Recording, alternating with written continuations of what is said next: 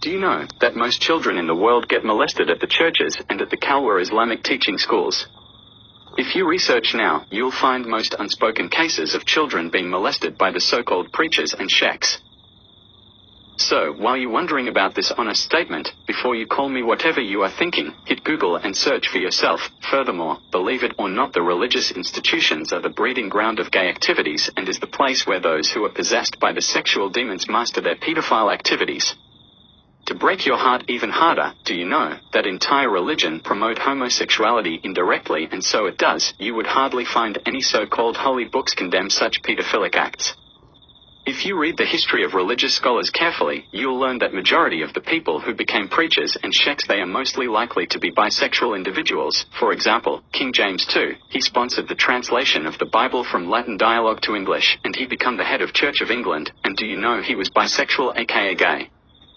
I'm sure you did not know. Just hit the Google and search for his sexual status. Also, do you know that Charles Gordon, the former general to Sudan, he was one of the people who introduced Christianity to Sudan, and particularly Sudan, was also gay. There are numerous cases where he was accused of molesting children in England, and he himself learned this gay act at the religious institutions when he was a young boy.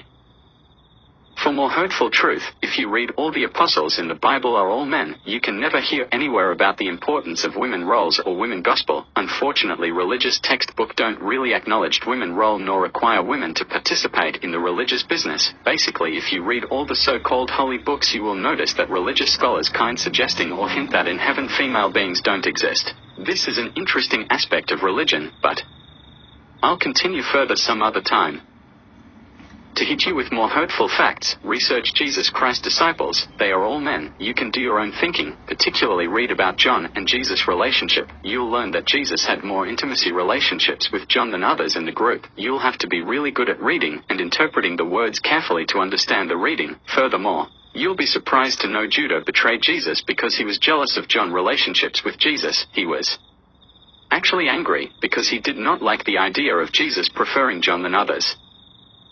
If you read further into the Bible, you'll learn that Jesus refused to have an intimate relationship with Mary because he was not what Mary thought he was, meaning he was not attracted to women. On the other hand, if you read the Quran, you'll learn that Mo was a bisexual leader. He is attracted to both gender, and he was very good at it. If you read his relationship with his close friends, you'll notice it was not a normal kind of relationships, it was extraordinary.